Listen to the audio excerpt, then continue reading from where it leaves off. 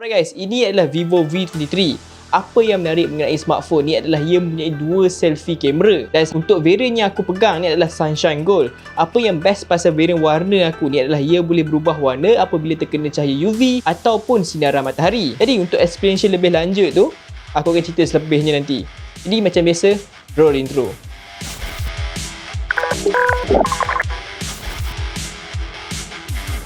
Satu benda yang menangkap minat aku tentang smartphone ni adalah dia punya panel belakang yang boleh berubah warna. Jarang sekali yang kita jumpa telefon-telefon yang mempunyai fungsi-fungsi panel belakang boleh berubah warna ni. Antaranya kalau kita boleh nampak pun telefon tu dia boleh berubah warna apabila kita tengok dia dekat angle yang berbeza. Yang tu yang pun yang boleh berubah warna pun. Tapi untuk Vivo V23 ni dia boleh berubah warna terus. Lain macam kan? Apabila panel belakang ni terkena cahaya matahari atau UV selama 30 saat, dia akan terus bertukar warna dari emas ke biru hijau. Atau nak senang kata tu warna biru hijau laut tu lah. Macam tu lah warna dia. Aku memang suka Vivo buat panel belakang dia menarik macam ni. Dia membuatkan aku macam tak nak gunalah phone ni dengan casing. Disebabkan kau tengok belakang ni cantik kan. Kalau kau nak ada casing pun kau pakai casing Retina lah untuk safety reason tu kan. Selain tu kalau korang perasan, design phone ni memang nampak lebih kurang macam iPhone 12 dan iPhone 13 punya series tu dari segi frame dia yang jenis flat tu. Lepas tu model kamera dia pun nampak kemas dan clean. Overall aku memang pujilah Vivo kerana membuat telefon dengan design yang ringkas dan bersih, tapi pada masa yang sama tu sedap mata memandang lah. Dan fungsi color changing ni membuatkan ia jauh lebih unik compare dengan smartphone yang ada dalam pasaran smartphone sekarang ni. Okey, sebenarnya kalau kita ikut smartphone template kat Malaysia ni, mestilah kita akan sembang pasal dia punya script lah lepas design. Tapi aku malas nak ikut template tu, aku nak terus cakap pasal dia punya kamera. Sebab kamera adalah main highlight untuk Vivo V23 ni.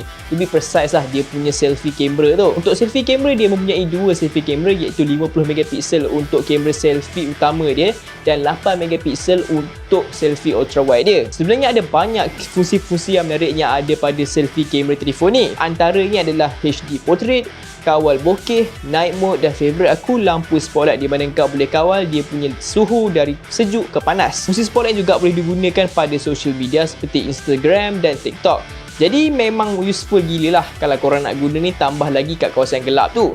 Dan lagi satu, kalau kau nak buat TikTok, mungkin ring light kau rosak ke apa, kau boleh guna je spotlight ni untuk buat TikTok, which is very convenient dan useful gila lah. Tapi mesti korang tanya kan, disebabkan phone ni fokus pada selfie, macam mana gambar selfie dia? Okay, aku jujur dengan korang semua lah kan, kamera selfie dia memang antara yang terbaik lah yang aku pernah gunakan pada mana-mana telefon Android, even flagship pun. Sebab satu, gambar dia hasilkan tu memang nampak macam kamera utama lah, nak senang kata tu.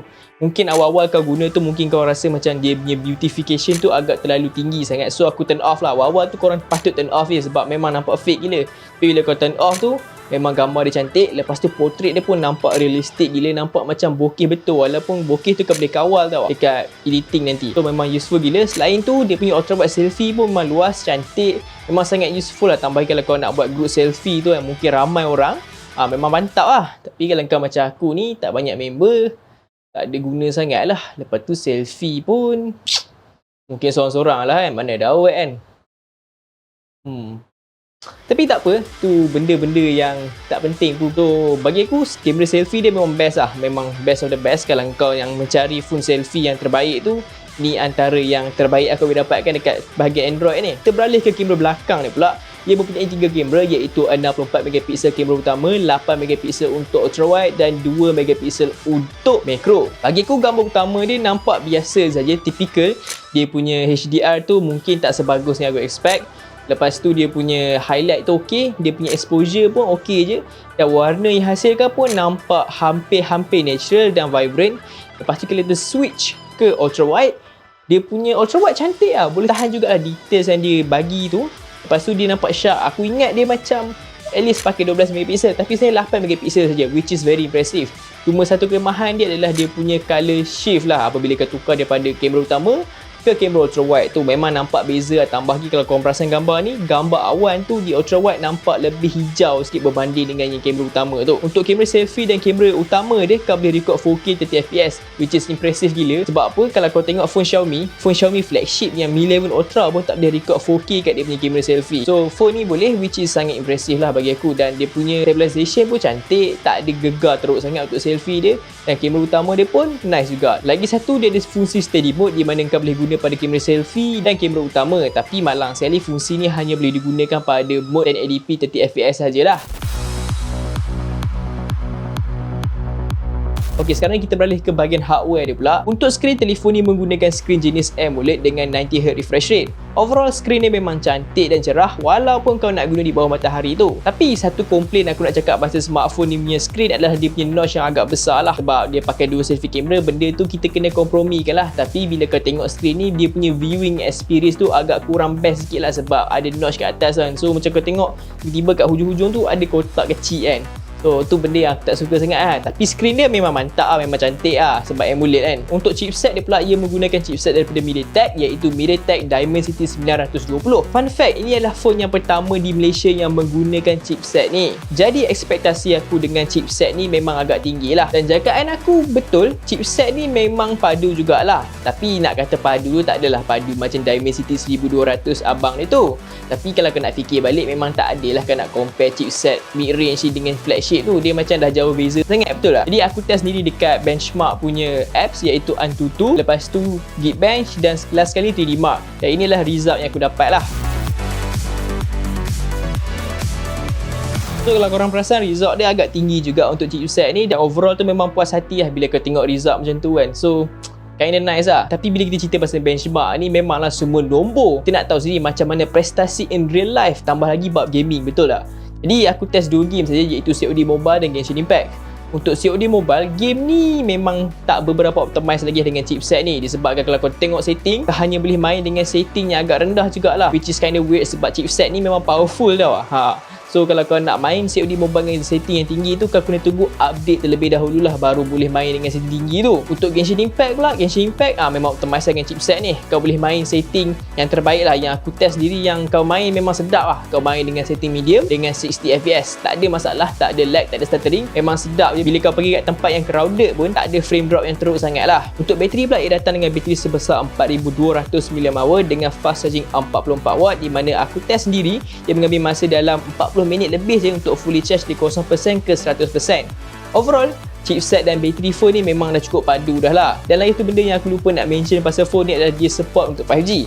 Aku sendiri dah test 5G dengan menggunakan SIM card Yes, dan boleh tahan padu jugalah. Dia boleh sampai, tak silap aku, lebih daripada 1.0 Gbps tu. So aku try tengok video 4K, tak ada buffering langsung. Tengok anime 1080p pun tak ada masalah. Dan download pun laju. So memang impressive. So kalau kau mencari device 5G, Vivo V23 ni pun boleh juga dijadikan sebagai kau punya device 5G. Cuma satu peringatan kepada korang semua adalah dia punya bateri tu cepat drain lah bila kau turn on 5G kerap sangat tu. Walaupun aku cakap phone ni macam semua bagus, tapi cuma satu benda lah yang kurang bagi aku tentang phone ni, iaitu harga dia yang agak mahal, iaitu RM299 untuk variant 12GB RAM dengan 256GB SORAN. Yes, aku tahu mesti korang rasa phone ni macam overpriced, tambah lagi orang yang macam tahu banyak pasal tech ni kan. Tapi bagi aku harga dia masih lagi reasonable lah, disebabkan diorang tak target pun demografik yang main game dengan telefon ni. Diorang punya target adalah untuk orang yang suka buat video TikTok ataupun kaki selfie, dan juga orang yang sukakan phone dengan design yang lawa tu. Or to be honest lah, precise lah, perempuan. Jadi kepada korang semua yang nak jadikan phone ni sebagai phone gaming, aku tak rasa itu adalah sebuah idea yang bernas, disebabkan aku rasa banyak lagi phone dengan chipset lagi padu, harga lagi murah ataupun harga yang sama yang korang boleh dapatkan sekarang ni. Jadi korang kena faham lah kenapa setiap telefon ni jual dengan harga berbeza dan mempunyai spek berbeza juga, disebabkan company tu aim kepada segelintir demografik sahaja. Sebelum aku tutup video pasal Vivo V23 ni, satu benda aku nak cerita korang semua adalah dia punya antena muka, iaitu FunTouch OS 12 yang berasaskan Android 12. First, aku boleh kata kat korang semua UI dia memang clean, tapi banyak iklan sikit lah bila kau tengok kat notification tu. Tapi jangan bimbang lah, semua iklan-iklan yang ada dekat telefon ni boleh tutup dekat setting saja. So kalau kau rasa annoying gila, kau tutup kat setting tu, tak ada masalah dah. Selain tu, fungsi macam widget, always on display, semua ada. Cuma tema Material You yang ada pada Android 12 tidak kelihatan dekat sini lah. Lagi situ, kalau korang suka customize phone korang dari segi animation tu, UI ni memang ada banyak fungsi tu. Contohnya kalau kau nak kawal fingerprint punya animation, charger animation dan banyak lagi. Jadi itu sajalah untuk ulasan aku tentang Vivo V23 ni. Sebenarnya ada banyak lagi benda yang aku cerita korang semua, tapi aku rasa yang ni adalah main highlight lah untuk telefon ni yang korang perlu tahu. Jadi kepada korang semua yang berminat nak beli Vivo V23 ni, jangan bimbang, aku dah letak dah link dekat description tu. Jadi itu saja untuk video kali ni. Kita jumpa ulasan akan datang dan video akan datang. Assalamualaikum. Bye bye.